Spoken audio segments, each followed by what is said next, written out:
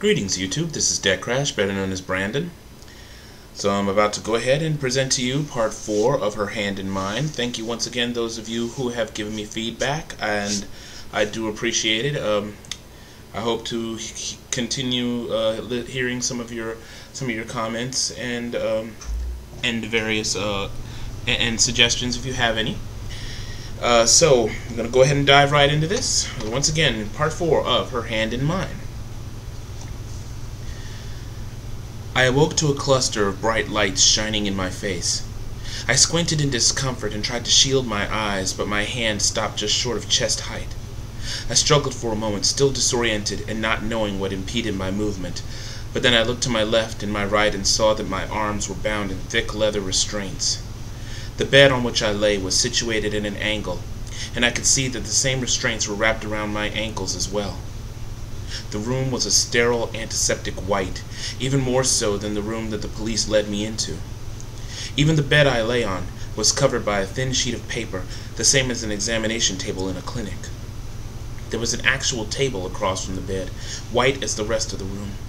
I saw that my clothes were there, folded in a small pile. I wore a hospital gown, also white. They had removed my underwear, I soon discovered, by way of the sudden, distinctively cold breeze that permeated my lower parts. I gave a vain token struggle against the restraints and then stopped. I noticed that the bumps and bruises I had incurred from Keisha's barrage and battery had been bandaged, but I was still very sore. There was no use banging myself up more with a useless fight against sturdy restraints. I shivered as another cold breeze assaulted my nether regions. I figured that the doctors were prepping and someone would come in soon to take me to the operating room, but it would have been nice if someone had kept this place at a more comfortable temperature so that I would not have to suffer the worst case of shrinkage known to man. My consternation was drowned out by the depression that had overridden any fear I had once had. I would suffer the consequences of my having made it outside my species, but I felt no shame for my love of Savannah. The melancholy I felt came rather by way of regret. Despite my disinterest in Keisha, I had wanted to be a father someday, but I had forfeited any future for that. Ankylophilians might have been compatible with humans, but there were plenty of hybrid children born in Anrahara, and even a few on the more liberal colonies, as the rumors from the spacers went. But I had never heard of any children born from a union with a Reykjaphilian, much less a human falling in love with one. And yet Sarvana treated our relationship as the most normal thing in the world. Had she gone through the same inner struggle I had with my feelings this past month? Was this even normal for Felians? It had always been so hard to know what Sarvana was thinking.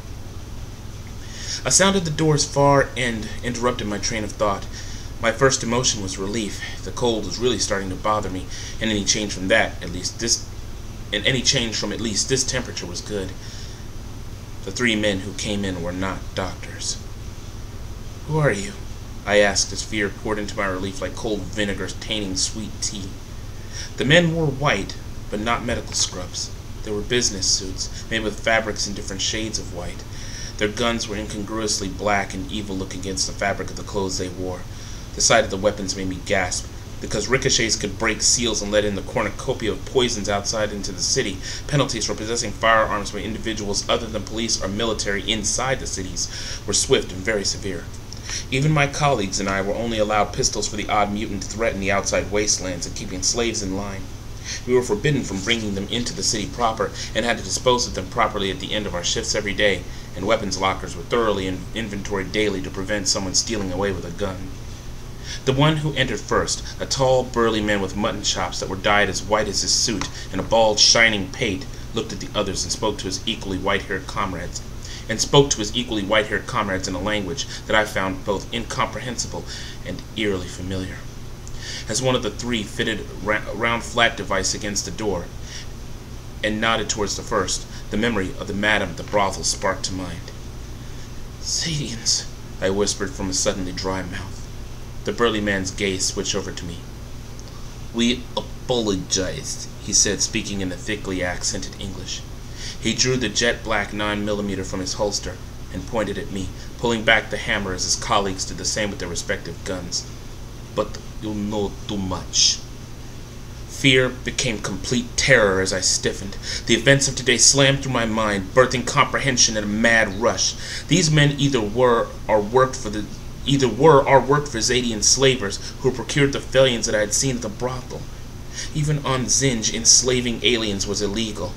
They couldn't have possibly known that I would tell Servana, but it was obvious that they wanted to leave no witnesses who might tell. I was maddened with soul-wrenching fear. My Servana, my Leah, what would she say if she found that I had died, and with no final loving words to say to her? Not here, I thought, as my heart pounded the blood through my ears like a roar of an arboretum's waterfall. Please, God, not like this. Wait, I shouted, attempting to cringe, but restrained by the damnable leather straps. I struggled wildly but futilely against him. Wait, please, if this is about the Felians, I won't tell. You can keep her secret. Too dangerous, the burly man said, his gun hand unwavering. Dead men tell no tales, my friend. He made the sign of the cross with his other hand. May God bring you to your rest and grant us forgiveness. Amen, the other two said with a monotone reverence. What happened next was something that could almost be described as divine. As the entire room flashed with a dazzling, blinding white, a high-pitched whine broke through the room's relative silence. It was near deafening and caused my ears to ring even after it ended. The light faded quickly, and instantly one of the gunmen fell as a snarling gray blur knocked him to the ground. Straining against the straps, I caught a glimpse of the impossible. Funny, I breathed, disbelieving at the sight of the Felian I loved crouched atop one of the unconscious gunmen. For a moment I thought that they had killed me and my guardian angel happened to look like a Felian, or that I had gone mad with fear. But then my mind at last accepted reality, and I knew that she really was here. She was looking down into the would-be assailant's passive face, still growling. This was not the soft, sensuous bedroom growl that I had become familiar with when we made love. This was a slow, deep, threatening noise like one a wolf made before defending its territory. Her head jerked upwards toward the remaining gunman, and I shouted in fear. Servana's muzzle was withdrawn far above her long canines, giving her a wild, almost feral look. The leader, seeming to fight off his own panic, shouted something, and the two remaining gunmen opened fire. But Servana was quicker, taking the shout as a cue to leap into the air before they could shoot. With inhuman grace and speed, she twisted in the air and landed on her feet behind them, inches ahead of the bullets, and just in time for the gunmen to empty their clips. Her back partially obscured by my view of the fight. In a flash of gray and black, a mist of blood sprayed from the second assailant as he staggered back, clutching his throat, making gurgling noise as he collapsed to the ground. Servana's hand was stretched away from her body, and I saw her weapon, a small, curved stiletto. A drop of blood fell from it before the final gunman's terror-widened eyes, which remained wide open in death, as Servana thrust the blade deep into his chest. Silently, he went down like a felled tree. Servana's snarling growl faded away, and she grasped the edge of the bed where I lay, panting for some time and trembling all over. She wiped her muzzle and withdrew a hand that had a tiny smear of blood from the second gunman's severed artery. She shook it free of her fur and then quickly turned away. "Jules, are you okay?" she said, her face wrenched with grief. She leaned over and stole a moment to nuzzle my neck. Her gentle purring echoed loudly in my ear, and my heart burst forth a torrent of love. I wanted to hold her to me, but the straps prevented me. "Oh, my Leah," she whispered, placing her velvety hand back upon my chest. "I was worried sick. I knew something was wrong when you didn't show up at Blue Point, but I didn't know what was wrong until I tried to go to your home. It was crawling with police, and your neighbors practically chased me out with pitchforks and torches. The authorities weren't very cooperative, and it took Father and I hours to find you." "Hours?" I said, as Servana began to unbuckle my restraints. What are you... "Jules, you were gone for 5 hours, Servana said, pausing in her work to eye me with a blank stare. You mean you don't know?" "All I remember was being brought to the police station and then led into a room with a chair," I explained, as Servana freed my right hand. "I was told to sit in the chair, and the next thing I knew I was in here." The restraint fell from my wrist, and I undid the strap that bound my left hand while Servana worked on my legs. "I guess they kept me sedated while I was being prepped for surgery." I snorted in the direction of the door. "Looks like they waited too long." "Good for us, eh?" Servana said with a teasing smile. She quickly unlatched the restraints on my ankles, and I slid off of the bed. My wounds still hurt, but they did not stop me from pulling Servana into a passionate, thankful kiss. "Looks like I owe you twice, my Leah," I said with a passion that matched the level of my kiss. "How did you get in here anyway? I recognized the device those thugs put on the door. It was like the thing you put on my door." "It was," Savannah said. "Who knows where it came from? Some pirate cartels deal in scavenge technology, especially that of my people. As for how I got here," she pointed to the pouch upon her belt and flashed another mischievous grin, "there's a lot you don't know about us." I nodded in understanding. I'd heard that Felians had mastered matter transportation, but it was the first time that I'd seen it in action. Still holding her close, I allowed this moment, still protected by the Felian device on the door that guaranteed our privacy, just to be with her. "I'm so sorry, Leah," I said as we rocked together in each other's arms, still not quite having recovered from the events of mere moments ago. "I wanted to be there, but well, so much has happened." "I figured as much," Savannah said. "Father and I." "It's a lot more than you think," I said. "I figured that as well." Savannah's voice betrayed a hint of morose humor as she gestured towards the corpses on the floor among splatters and pools of blood. "I know the reason why they arrived," I said. "We need to speak with your father. He's the director. He'll need to know about—" I caught it in my peripheral vision. The first gunman that Savannah had subdued, not quite dead as previously thought, was aiming my way. At the sight of the glint of the gun's silver barrel tip and the overhead lights against the near-uniform background of white, I spun like a top, unsheathing Savannah's stiletto and throwing it in one fluid motion. I had never been the best thrower when Chester trained me how, but today my strike, born of fear and seat-of-the-pants thinking, was deadly accurate. The knife buried itself handle deep in the man's skull just as the gun went off. I had already been in the process of jumping in Savannah's way in order to shield her when I felt the bullet strike. A burning pain seared my shoulder, coupled with a force that felt like the tail end of a 2x4 clipping me. It nearly sent me spinning. "Jules!" Savannah screamed as I grasped the edge of the bed. Agony fired through my injured arm, and I toppled back with a dissonant cry. Savannah grabbed me to break my fall, but was not strong enough to handle my weight. It was all she could do to ease me to the ground, and even this was a strain for her. I think it only grazed me," I said, turning to look at my shoulder. There was a great deal of blood, and the wound was deep, but the bullet had merely carved a groove in the flesh rather than penetrated it full on. "Oh, Jules," Savannah keened, her hand gingerly covering over my wound. "I'll be all right," I said, my mind focused back on the task at hand. "It's me those guys wanted. I think the Zadians got worried when I ran out of that brothel." "Brothel?" Savannah repeated in a shrill, incredulous tone. She eyed me with a look that was both of borderline hurt and suspicion. "It's not what you think," I said, my voice even and with a level of conviction that mollified her. "It was Chester's idea, and I went along with it because he didn't tell me. If I had any inkling it was a brothel he was bringing me to, I'd have never left home today." "But why would these men have wanted to kill you for going to a brothel?" Savannah said, and I could see that she was genuinely confused. She most likely had no idea what the Zadians were doing, and this made things much clearer for me. "It's what I saw," I explained, "and my reaction to it. Vani, I don't know how to break it to you easy, so I'll just say it. They're using Felians as sex slaves." "What?" I thought it was not possible for her voice to have risen to so high an octave, but it happened, and thank God she believed me. Her look of horrified shock changed swiftly to seething anger as she snarled at the bodies of the Zadians who had nearly ended me. "Let's get your clothes," Savannah said. She seemed to recover from her brief rage, but her voice was almost monotone, and was close to terse as she and I went over to the table where my clothes lay neatly folded. Though the pain seared through my shoulder, I managed to ease myself back into a standing position. With my injured arm, I was unable to carry my clothes, and I had no wish to stain them with blood that had stopped flowing from the pressure I placed upon it. So Savannah took the clothes into her arms and headed for the empty spot in the room where she had appeared. "Come with me," she said, and when we stood side by side in that open area, she touched a blue stud in her ear that I had not noticed before. She spoke in Felian, but used words that I was unfamiliar with. "Close your eyes, Leah," Savannah said, and I obeyed. I was glad that I had, because the light was so bright that it shone through my eyelids. There was that same high-pitched whine, and then I was struck with a momentary feeling of vertigo. It lasted only a split second, and then it vanished as the light vanished. The floor beneath me felt strange, and I stumbled. I steadied myself and opened my eyes to strange alien surroundings. I had never been inside a Felian ship before. Few humans had.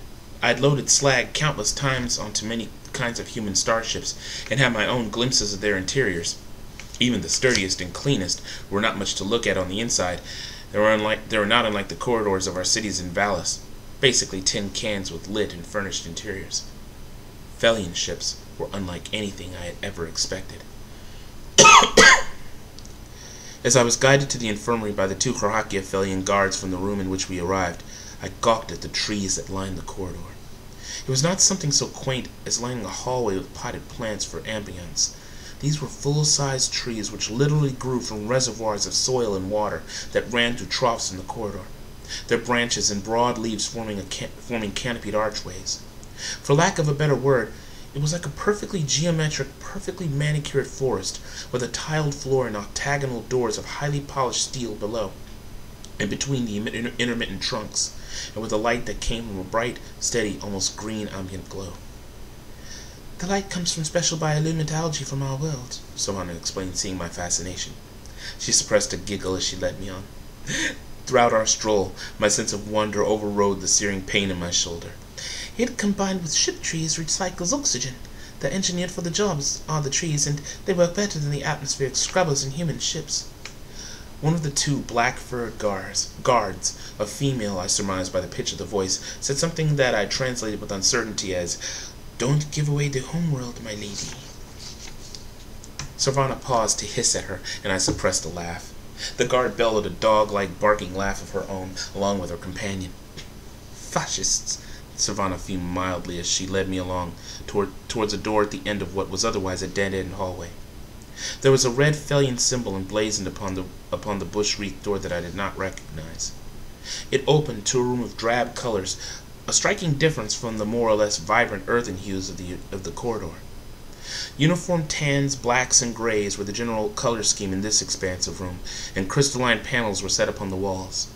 There were plants here as well, with roots buried in the same soil reservoirs that were in the hallway, but these trees were much smaller and more sparsely planted, as if truly for aesthetics rather than necessity.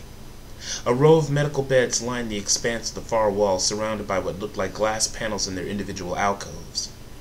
The lights overhead, against the high, domed black ceiling, were much brighter than those in the hallway, like miniature versions of the cluster of sun lamps at Blue Point. Savannah brought me to one of those medical beds, and, after placing my clothes upon a nearby table, helped me to sit as another Felian arrived, stepping out of a partition far to my right. She was an Ankia Felian with voluminous brown hair, and dressed in a frock of white with a tan leather sash about her waist. Her feet were clad in sandals, also made of the same colored leather. She took one look at my shoulder, and her golden eyes widened. Savannah explained what had happened to me in Felian so rapid that I had a difficult time understanding. Afterwards, the doctor hurriedly grabbed one of the crystal plates, and it came alive in her hand. Felian calligraphy scrolled before her, trapped within the panel's clear surface, and she touched an icon that appeared at the panel's center.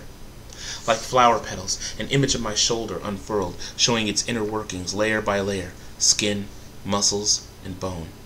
The doctor's eyes fluttered over the schematics and writing, and then she sighed in relief. "Only a flesh wound," she said in English, and smiled my way.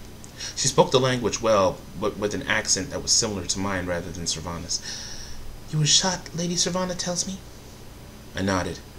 "Yeah, just grazed me, thank God." "I can see that." The doctor grinned pleasantly and tapped the panel. The images vanished, and she placed it back into its framework above the bed. She then slid her fingers against the wall behind me. Its tan surface partitioned off, and several trays extended outwards, holding gauze, scissors, several unmarked canisters of varying sizes, as well as various other devices that I could not identify. The doctor reached over onto one of the trays and removed a silver cylinder. "This will numb the area while I work on it," she said, and she took the cylinder. "It seems to make humans itch terribly at first, but don't scratch. It will pass in about a minute." "Thanks for the warning," I said, truly grateful, but my voice had betrayed a very dismal, almost sarcastic tone. I hated itching in every way and would have preferred a needle directly to where it hurt the most over that sensation. but I took some comfort in the fact that she had at least given me advanced warning, so I braced myself. The spray from the canister stung at first, burning like alcohol as it entered the already throbbing wound. But then, true to the doctor's words, the pain transformed into a prickling sensation that quickly erupted into an itch more terrible than 1,000 mosquito bites. Reflexively, my hand went to my shoulder, or it would have had Servana not stopped me, surprising me with her strength as she held my hand at bay almost as well as the leather straps in the bed from which she rescued me. "Leon, no!" she exclaimed, and then, chagrined at my initial reaction, I braced myself, struggling to endure the terrible itch that screamed for relief. Seconds felt like hours as I sat there, muscles rigid with teeth clenched. I felt Servana rest her free hand gently upon my back, and distantly I heard her purring. "Endure just a little longer, my Leah," she said in a gentle voice that provided some comfort against the burning itch. I looked up once and saw the doctor cast an endeared look at us. If I hadn't been in such agony, I would have been perhaps a little embarrassed at the attention. I felt beads of sweat forming at my forehead as the itch raked at every raw nerve ending, tormenting me with the urge to scratch, but Servana held my right arm steady, and the powerful clawed hand of her bodyguard at Servana's behest held my left arm down securely. I think I was on the verge of tears when the itch at last began to fade, and, as if in apology for the discomfort it caused, it faded away quickly and completely, as if the last few moments had been little more than a bad dream. Now there was nothingness. It's going away," I said breathlessly, and still trembling from the stress of my bout with the terrible itch. As if not believing me at first, both Servana and the guard looked questioningly at the doctor. When she nodded, they released my arms at last. Servana smiled apologetically to me, and I touched the soft fur of her cheek with a forgiving grin. "Does it hurt?" I heard the doctor say a moment later. "Does what hurt?" I asked, and then turned towards the doctor to find that she had inserted a sharp metal clamp into the wound. Gauze patches were at its edge, soaking up the blood that was leaking out. I gasped deeply at the sight, and the doctor eased back. "Does it still hurt?" she said in alarm. No. To my initial confusion, I felt absolutely nothing. It just startled me as all. "You work fast." "That she does," Servana said with an amused giggle. "Now, I'm going to go and get father. He needs to know what you've told me. I'll be back momentarily." I nodded understandingly, and she kissed my cheek before turning to one of the guards. "Kosheskathu, come," she said in Felian, and one of the duo of guards ambled off on all fours at her side like a giant black and gray dog, leaving me alone with the remaining guard at the door. "I'm sorry you had to see that," the doctor said, indicating the sharp clamp that was still buried in the wound. "But it had already begun to heal. I had to open it slightly in order to leave less of a scar when I seal it." "As long as you can keep me pretty," I said with a chuckle. "Oh, it's too late for that, I think," the doctor quipped and continued her work. Some minutes later, she broke the silence with a question. "So you and m'lady are mates?" I felt myself turn red with that question. I was not ashamed at our relationship, but I still, for some reason, found such a blunt inquiry more than just a little off-putting. The doctor's laugh of amusement was at least sign enough to know that she knew the answer. "It's all very rare." "It is very rare," the guard said, and I recognized her voice as the tone of one who spoke to Servana in the hallway. She ended her sentence with a growl that I could not tell communicated happiness or anger. "Incredibly rare," the doctor said. "I already know that," I said. "You know very little about it." The guard's heavy accent and rough English made her statement sound almost rude. "I'm sorry, but I didn't catch your names," I said, suddenly self-conscious over my lack of manners, in addition to being a bit taken aback by their mild condescension. "I'm Kalia," the doctor said, not looking up from her work. "And I am Sarasheskatu," the guard said, tapping her large furry hand to her chest. "You're related to the other guard?" I said to the guard, noting her name. "Gari's my brother," Sara said. "My Kya are often born as twins." "And you both work for Vani?" I asked. The guard and doctor exchanged glances with an expression that I could not decipher, and then the doctor spoke. "Not from a lady, no, but we do take orders from her if they're given. Well, Sara takes them more than I do. I work for the government, more or less. Every ship is required to have doctors, after all." "Then you, being a doctor, would know, if it's so rare, why Vani and I were attracted to each other," I said. "Yes, I would," the doctor replied with a smile. She had taken the clamps out of the wound and was now sewing up. Unfazed by the sight of blood, much less my own, I waited on, fascinated by her skill, until I realized that she had said nothing more than the simplest of answers to my question. "Care to tell me?" I asked, in an attempt to prompt her. "That is a private matter," the doctor said. "It's not my place to discuss things." "Needs are always a family matter," Sarah said. They spoke with such finality that I could not help but remain silent and wait until Sarvana returned. The doctor finished her work, sewing the wound and then injecting a strange blue liquid into my skin. She then cut the fibers of the stitches, and then, too quickly for me to protest, removed them from the newly sewn wound. To my surprise, the wound did not reopen, but it still bled a little. She staunched the flow with more gauze, and then injected a second vial of blue liquid into the wound, and sprayed it with an aerosol from another can. I watched in amazement as the wound faded into a pale scar. "All done," she said, and placed the used gauze and instruments into a separate drawer. "It'll be a little tender for about a day when the spray wears off, but you should be fine." "Thank you," I said, testing my new arm. My shoulder, still completely numb, felt like it was floating away from my arm, but I could move it, and there was no wound. "Let me attend to your other bruises," the doctor then said, and proceeded to remove a can of an odorless salve from the drawer. She had to remove my hospital gown, something I was at first loath to do, as I had been otherwise naked. The fact that Felians did not regard nudity in the same light as humans, and the passive, disinterested gazes of both the doctor and guard, made me feel somewhat less ashamed. Thankfully, my self-consciousness overrode my body's natural reaction to the sight of the doctor, who, like most of her kya, was quite attractive. The doctor removed the already present bandages that were applied to my wounds. She then proceeded to place a thin coat of the salve to all my cuts and bruises, and then I watched with amazement and satisfaction as they faded and healed. As the doctor had warned me, they still were slightly sore, but the worst of their pain had been extinguished. Relieved that Sarvana had not arrived yet, I got dressed in my normal clothes while the doctor set to work cleaning up the area. As I unfolded everything, I noticed a shining silver object fall out of my shirt. I caught it before it reached the floor, and I gasped. The necklace! My hand went to my neck, and I realized that in the confusion of the past hour, I had forgotten all about it. Hurriedly, I clasped it around my neck and pulled my shirt on to cover it up. My plans, initially ruined by my unfortunate run-ins with Keisha and the police, would have to wait until later, I surmised, as I was unsure what was going to happen next. I had finished dressing when I saw the doctor and Sarah stiffen to attention. They bowed lowly in a style that I had seen among traders from Hana 4, but it was not directed at me. I turned to the direction of their bows and saw that Sarvana and Garsheskathu had returned. The Reykja Felian that accompanied them was instantly familiar to me. I swallowed against the lump that had suddenly appeared in my throat. Felians had always produced feelings of mixed awe and resentment within humans, and I was no exception, but this one was the only one who had ever made me afraid.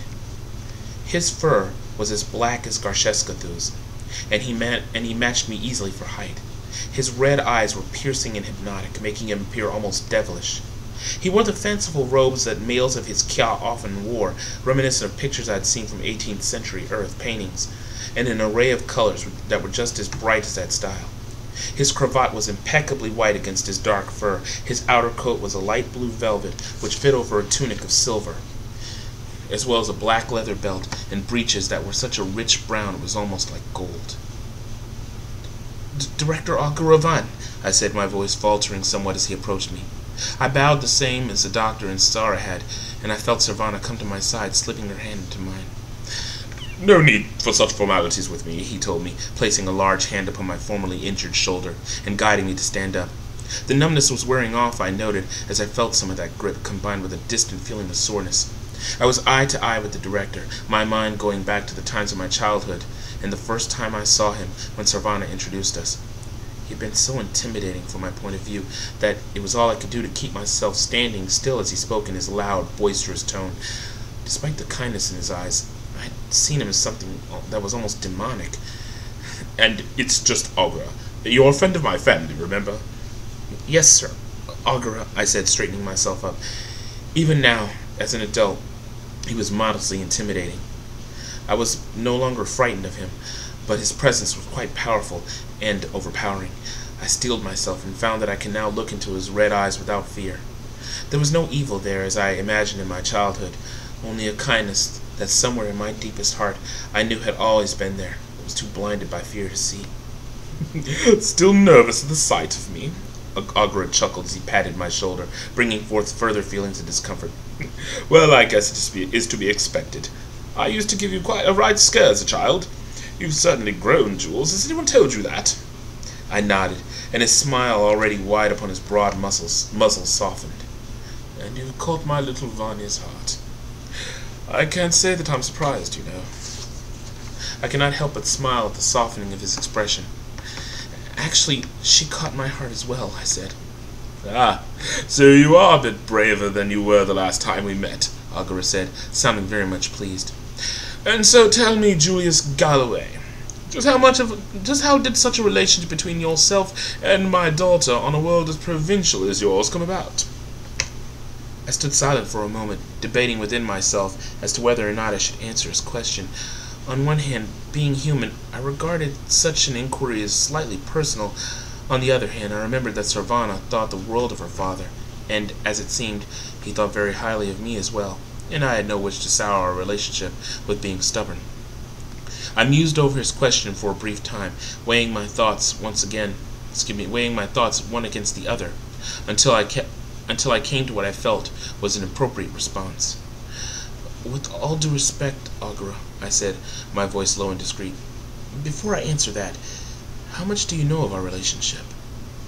More than I believe you'd be comfortable to hear, Agura responded, raising an eyebrow at me.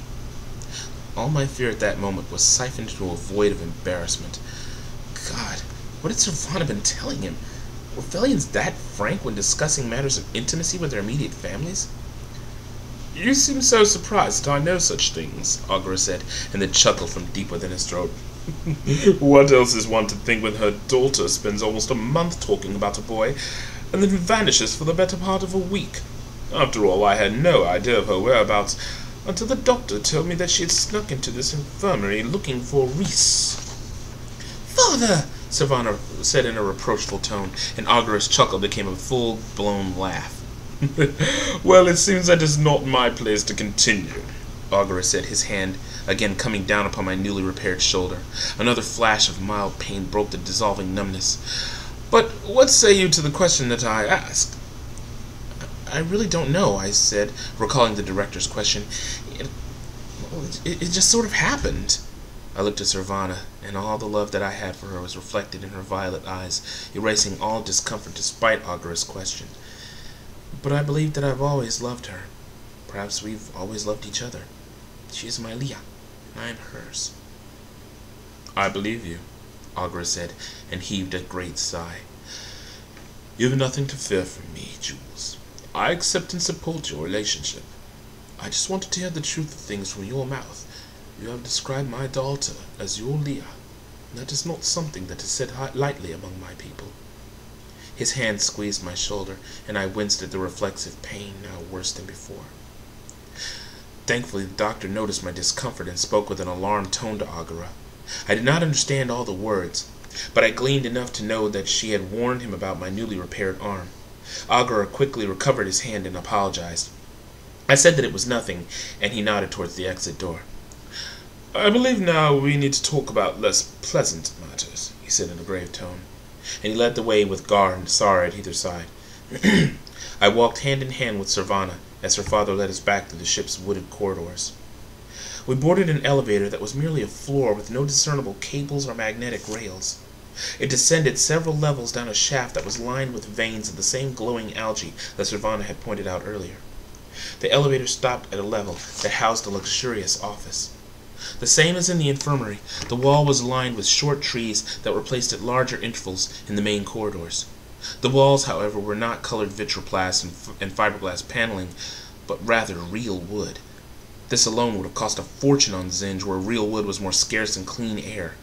The seats that surrounded the large vitroplast and steel table were lined with leather cushions and orbs of soft white light from a chandelier that provided additional light amidst the tubes of glowing algae that lined the places where the wall met the ceiling.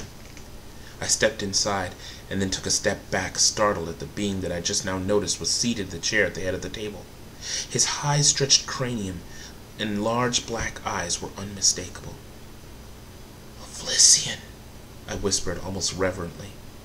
The Vlisian's head turned slightly my way, and what looked like a smile appeared upon his tiny, thin mouth, flexing the muscles ever so slightly upon his equally thin face. "Surprised to see one on my ship?" the director, Agra, asked as he sat at the opposite end of the desk. Gar and Sara dutifully took their positions beside the door, removing vicious-looking pikes that hung suspended in alcoves on either side, as Servana seated me between her father and the Vlisian. "I'm surprised to see one at all," I said, unable to look away from the Vlisian's piercing gaze. At the same time, his large, unfathomable eyes seemed to be transfixed upon mine. It was a disturbing sight and set me ill at ease. "Who?" I tried to look at Agra, but my eyes kept wandering back towards the Vlisian.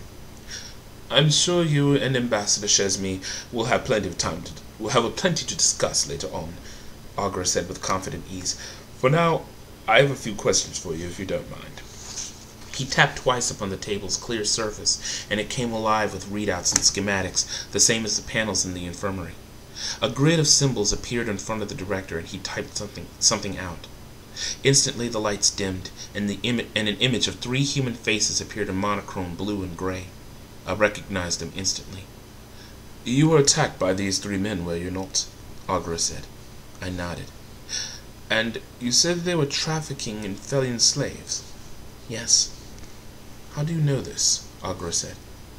"They admitted it," I said. "Well, indirectly at least. I begged them not to kill me, and promised them my silence about the brothel, and they didn't deny what I said. In fact, they told me that dead men tell no tales." "How did you learn about this brothel?" Agra said. There was no suspicion in his voice, and Servana's eyes, when I glanced at her, betrayed no jealousy or distrust, and this gave me comfort and confidence. "My friend thought I'd be lonely after Vani would have to leave," I explained. "So he brought me to his Adian brothel. I saw them there with my own eyes. They were collared like normal slaves and drugged with reese." "What did you do afterwards?" Agra asked.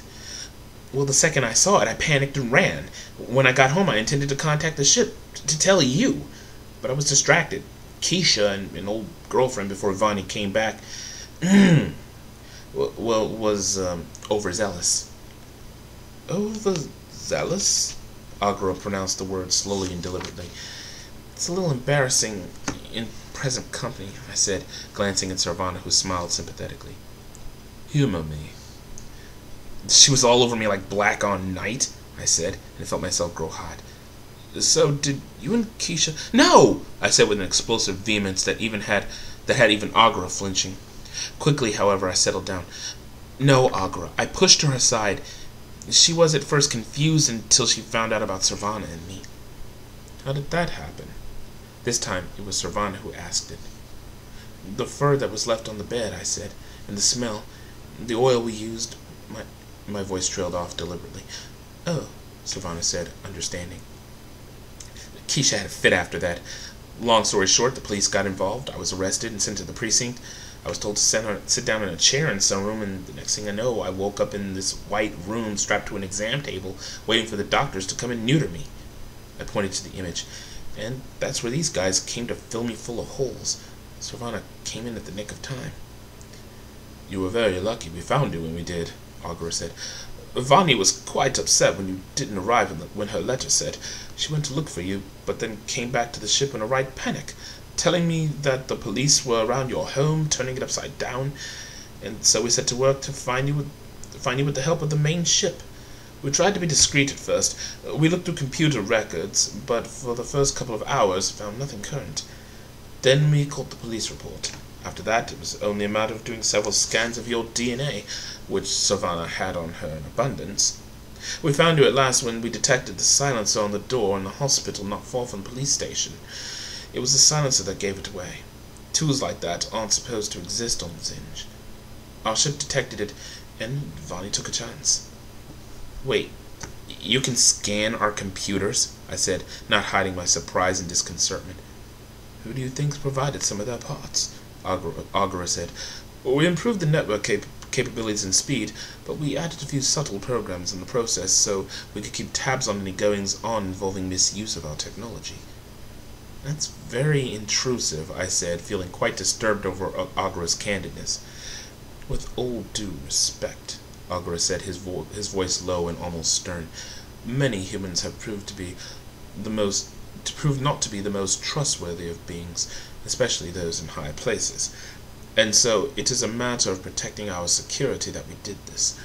The sleeper programs are only used in matters of security in regards to our technology or in dire emergencies. And to us, a woman in love trying to find her Leah was gone unexpectedly missing.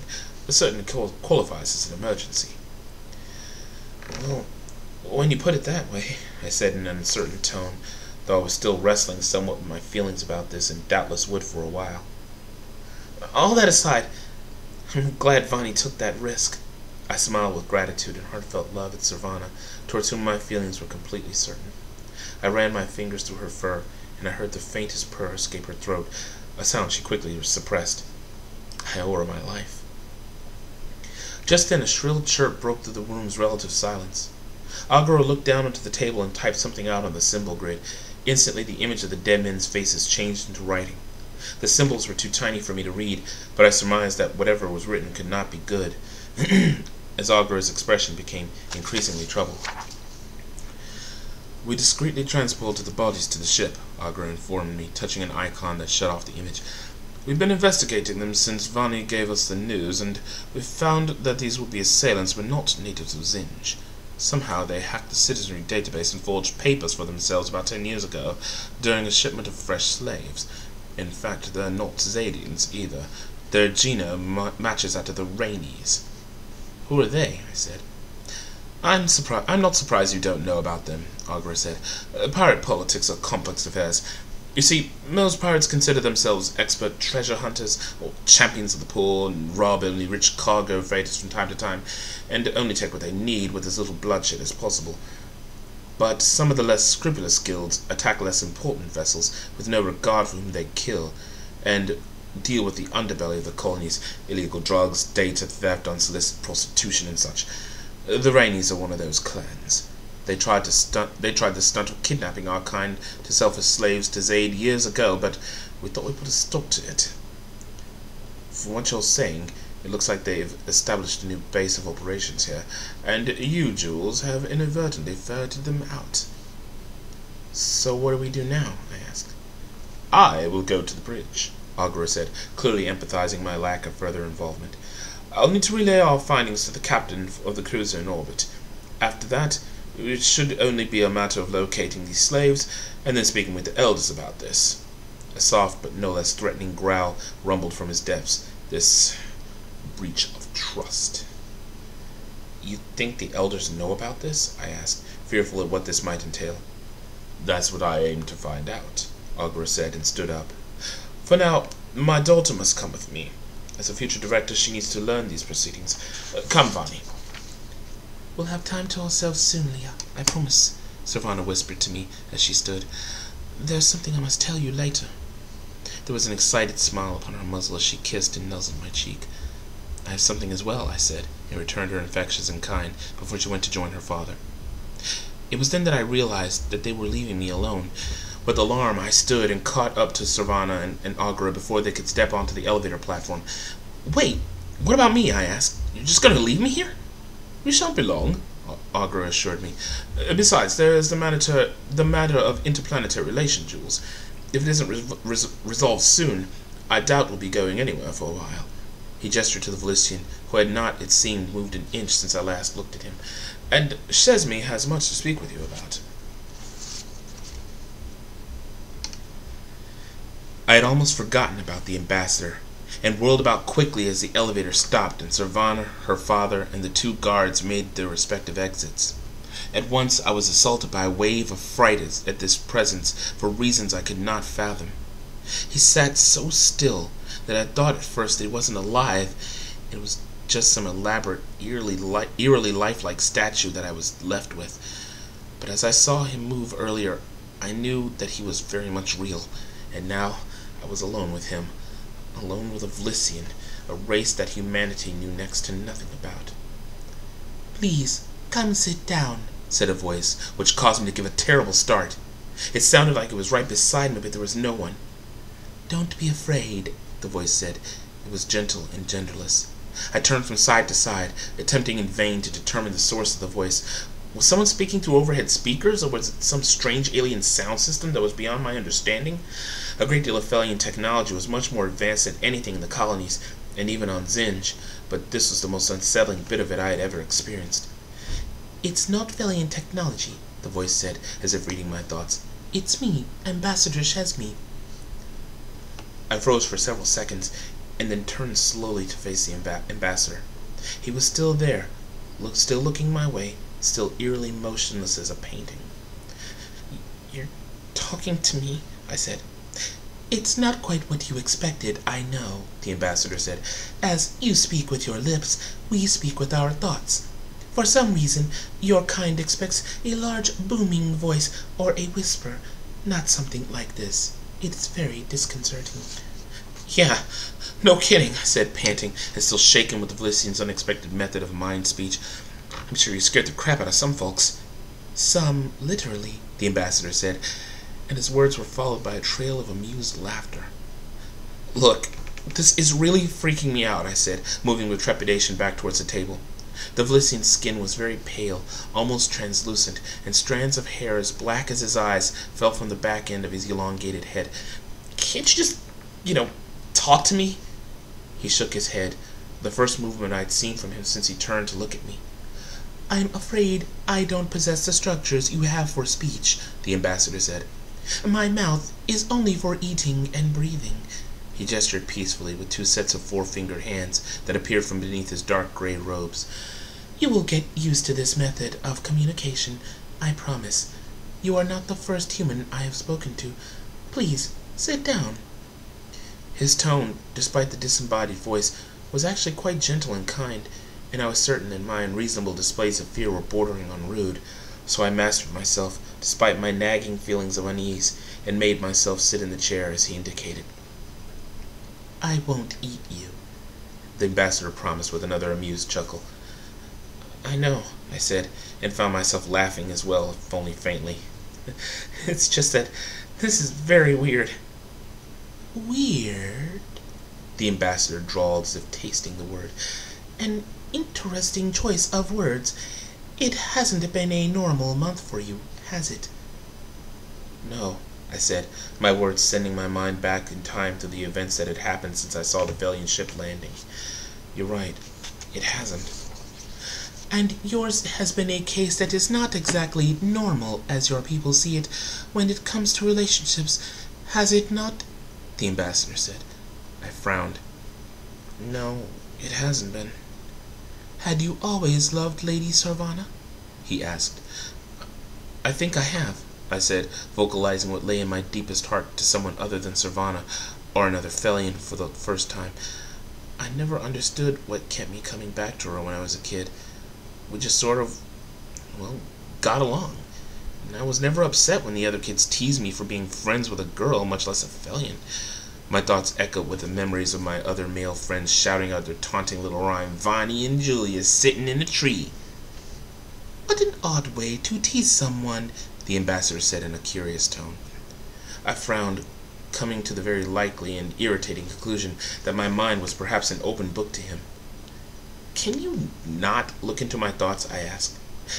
"I can only see what you bring to the surface," the ambassador said, "and I'm afraid that the mere mention of Lady Sarvana brings about a great deal of thoughts and memories, many you would probably be loath to share. But as you are human, you lack the training and discipline to control or shield your thoughts. Nevertheless, I promise that I will not embarrass you with the things that you would rather not say." "I guess I'll have to accept that," I said grudgingly. "But I believe we have digressed. I asked about your love for the Lady Sarvana because I knew you did not understand it. I sensed your confusion and apprehension from the moment you materialized on this ship. Not all of it was because of your near brush with death, or even suddenly finding yourself in the company of so many Felians. I've been perfectly content with my relationship with Vani for nearly 2 weeks now, I said, and I've never been more certain of how I feel about her. But have you been certain about why you feel that way? The ambassador asked. No, I said, as I began to grasp the meaning behind the ambassador's words. There have been things that have happened to you during this month, haven't there?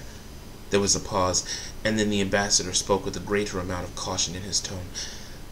This may embarrass you, so I apologize in advance. But Lady Sarvana was not the only female you had been intimate with this month, am I right? I groaned inwardly, even though I understood on an intellectual level that he was trying to make a point of some kind. There must have been some link between Vani and the burn that had tormented me in the weeks leading up to our confession of love and the giving into it. No, there was Keisha, but that was nothing. I didn't know what came over me, and I gave her the wrong idea because of it. For the first time, I began to feel sorry for Keisha, despite her irrational rage of having turned me in. I know it came over you, the ambassador said. I don't know why I didn't believe him, but my skepticism came through quite clearly in my question. What then? I asked in a suspicious tone. Sarvana did, the ambassador replied, and not waiting for me to refute or question him, continued. You're familiar with how humans react particularly to Ankyafelians, how they seem to fall desperately in love with, or at least feel strongly attracted to those of the opposite sex? Yeah, it's because of their pheromones. Everybody knows that, I said. Reykjafelians produce them too. This, I was forced to admit, was unexpected. What? I asked, despite the rhetorical nature of the question. Allow me to be more specific. Some Reykjafelians, not all mind you, produce the same pheromones that Ankyafelians do, and because of this, some will be more attractive to humans than the rest. But you're saying that it's not the case with all that Kya, I remarked. Correct, the ambassador said. But it's rare, similar to instances of identical twins among humans. There are few others like her among her Kya, and even those who do have this gift rarely win over any humans. Your people are notoriously stubborn and xenophobic. Few enough give into the wiles of Ankyafelians, and most humans would never mate with a Reykjafelian, I said, completing his sentence. I betrayed a slight smirk.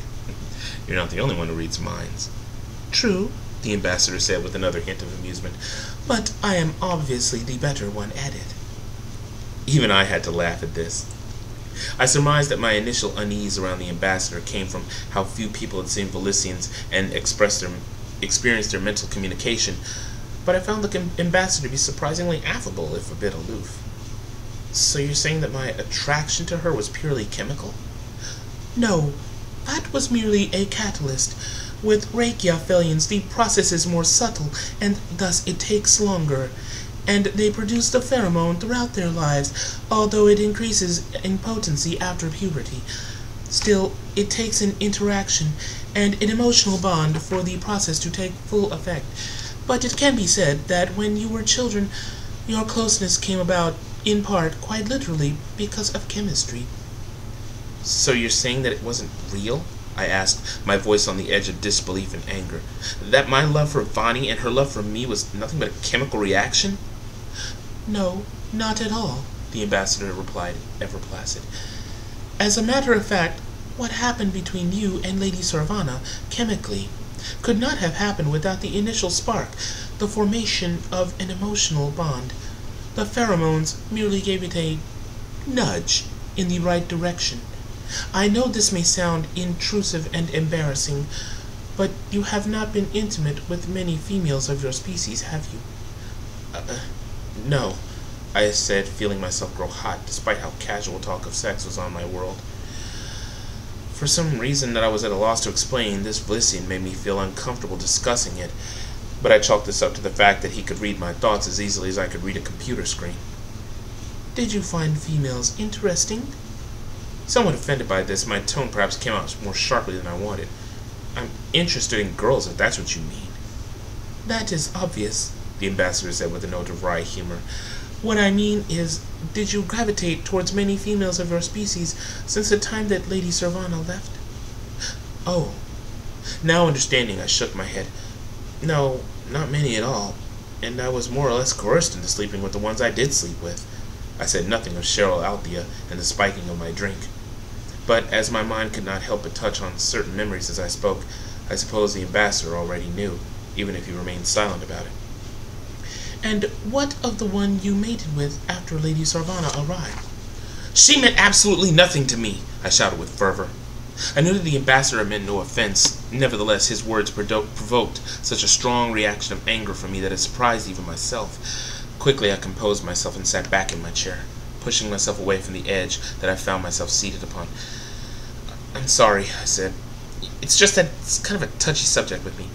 Servana found out about it and was embarrassing enough to have to admit the whole story to her, even though she did forgive me. She knows she's the only one for me, but I still have no idea what drove me to get with Keisha. It's like I was consumed from the inside out, and I paused, my mind putting the pieces together.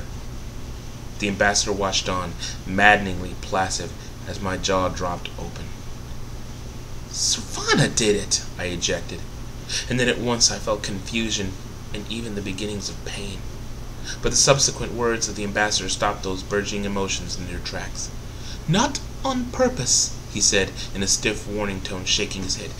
You guessed correctly when you figured that Lady Servana was the cause of it, but it was nothing she had any control over. Valians cannot consciously control the effects of their pheromones, but they are directed more strongly at a potential or actual mate than towards others. I believe I was beginning to understand even more. Then why would it make me head for some random girl, I asked. I mean, Vani was right there. That she was, the ambassador replied. But you did accept her as a mate from the beginning? But did you accept her as a mate from the beginning? I wanted to lie and say yes, but the ambassador would have known. No, I said at length. I was still too concerned about what others would think of me. That still doesn't explain why I went for Keisha. Were there other females who would have so readily shared your bed at the time? The ambassador asked in a practical tone. I shook my head and understood. It would have required more effort than I was willing to give in order to get even the loosest woman in New Vallis to sleep with me. Keisha, however, was more than willing and easily accessible. And had Servana left and we had not completely surrendered to our feelings for each other, I most likely would have considered settling with Keisha. She had most likely been willing to have any children that I wanted at the very least. So you're saying that I was subconsciously settling for the number 2 choice? I asked. More like preparing to settle, the ambassador said. You were still struggling with your feelings for Lady Servana at the time, and her presence was wreaking havoc on your body in a chemical level.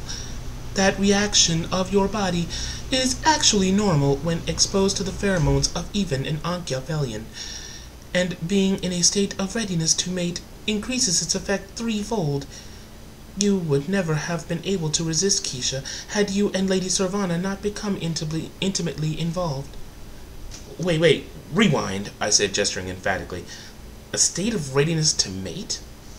Yes. After all, she is able to have children with humans. Those of her Kya who can attract humans are also genetically compatible with them, the same as any Ankyavelian.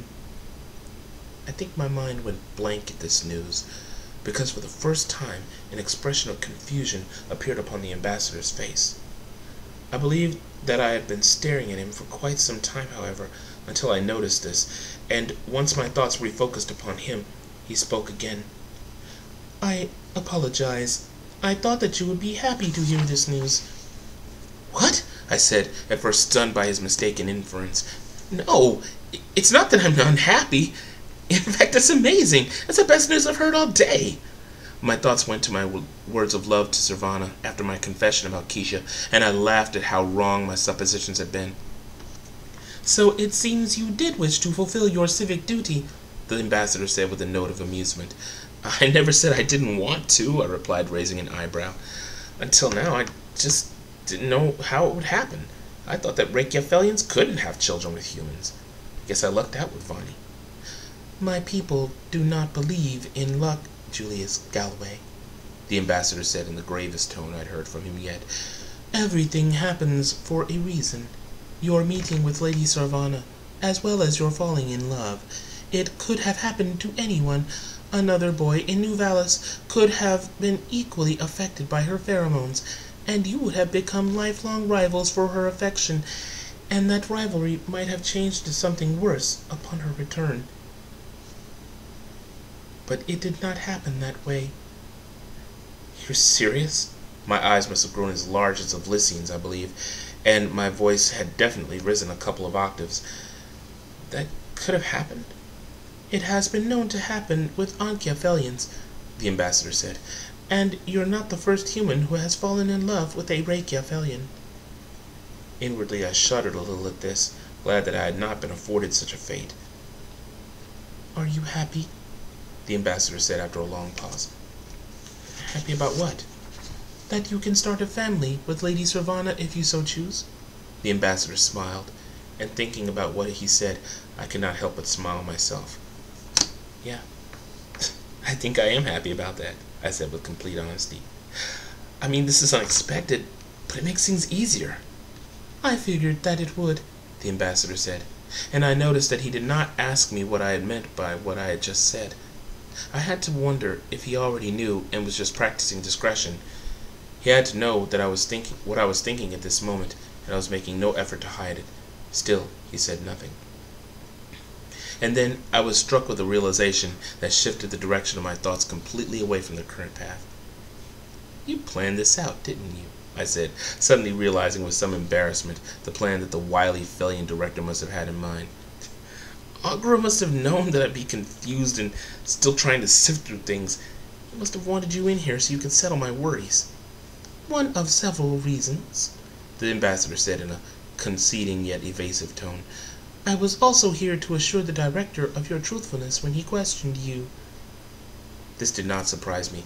So, you were speaking to him while he questioned me? The ambassador nodded. It was actually a two-way affair. Felians can read minds? I said, surprised.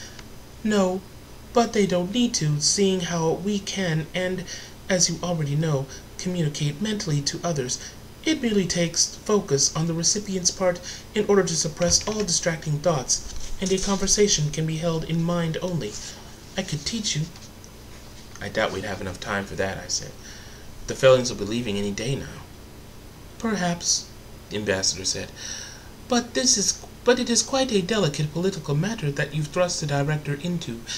It was a bold claim you made, but not unfounded. If your government is hiding illegal enslavers of a sovereign race, it may be a matter for the Empress herself. You can't be serious, I said, and immediately knew that he was. Zinj was a remote world of the Alliance, and one of the least necessary for her survival. The Felians could reduce this world to molten rock and ash, and the rest of the Alliance would not think twice. Not wishing to dignify what I said with an answer, I guessed the ambassador remained silent. Damn, the Empress. Only if necessary, the ambassador warned. Zinj once fought against the Felians during the Imperium Wars, and of course you know how that turned out. Now it is a different time since then. Your people are far less arrogant now, at least in that regard. Her presence alone would be more than enough to force your elders' hands, if it would come to that. No one would care if this whole planet were blasted to hell, I said, withholding some of my bitterness. There's still some who blame us for the wars. Hope that if the Felians knew something about what some of the Zadians were doing, they'd have the good sense to turn them in without the Empress getting involved. Your world is much more valuable than you believe, the ambassador said. And yes, turning in those responsible for enslaving the Felians would be a most wise decision. But I know those thoughts that trouble you, so let's not dwell on them. His tone switched to something lighter and more conversational. Instead, tell me of your life, Julius Galloway. With relief, I obeyed. And as I spoke, I found that the ambassador had very little to say in response. Like I was to Sarvana, I had his undivided attention as I described my childhood before and after Sarvana. my artwork, my job, and my friends, such as they were. I spoke in as much detail as I could in order to pass the time, until at long last Sarvana returned with her father, flanked by their ever-present retinue of guards. I stood, noticing that the ambassador did not, but I paid no attention to this. "What happened?" I said, eager for any news as Sarvana broke away from her guard and hurried to my side. She slipped her hand into mine, and I clasped it firmly, leaning into her, comfort and release spreading through me all at once. "The elders were not happy with what we had to say," Augur said with a faint growl. "We shall be meeting with them in about 2 hours." "And what about me?" I asked. I had not been terribly comfortable with contemplating my prospects with Sarvana. The more I thought about it, the more the possibility of our leaving had pained me. "You?" Augur eyed me with a curious gaze. "Yeah, I mean, yes," I stammered. I mean, you and Viney will be leaving sooner or later, along with the rest of your people. After what happened at home, I'm most likely going to be a persona non grata, at least for a while. Even my parents won't have anything to do with me once they learn what Keisha knows. Chester will find out soon enough, and there's no way he'll be able to keep his mouth shut about it." "So you're saying that there's no place for you there?" Augur remarked. "Oh, there's a place for me," I said. "After they sterilize me, I'll be going to communal homes. But I won't be staying long there. After they learn what I've done to deserve getting force fixed, my next stop is the ICU at the hospital. And then the crematorium." Sarvana made a little gasp, but her father's expression showed not the barest hint of a flicker. "Julius Galway, it appears that you are asking me for asylum." A wry grin appeared ever so slightly upon the director's muzzle. "No," I said quickly, and then a little more loudly than I intended. "It's just that—" "No?" Augur said in a peculiar tone. I looked at him directly and saw that his gaze had shifted to Sarvana. Then it moved back to me. "And what of my daughter?" It was then that I realized fully what he had said to me. And at that moment, a grand, almost impossible joy spread through me. Augur, you mean it? I can stay?" "As you implied, you have nowhere else to go," Augur said. I turned and saw the wide grin on Sarvana's beautiful face, and I could not help but smile back with just as much happiness. To be more exact, I was no less than ecstatic. Joy coursed through me like the winds of a dust storm, erasing nearly all my fears and doubts. Not only was this what I had secretly hoped for, but never dared to imagine, but it made things so much easier for me, and far less heartbreaking in the end. More than ever, I wanted to divulge my plan to Sarvana, but restrained myself. The right time would come soon enough. Of this I was more certain than ever. Now we had all the time in the world. "We'll discuss the details of your asylum later," Augur said, looking pleased with a smile of his own. "Needless to say, I believe you and Vani need a few moments of peace, at the very least." Well, that's it for part 4, ladies and gentlemen. I sincerely hope you enjoyed it. And the story is not over yet. As always, I really look forward to hearing your comments, your critiques, any suggestions that you might have. And I really do appreciate those suggestions and critiques that were given to me thus far, and all the comments. It's starting to get a bit better than I thought it would be, and I'm really grateful for that.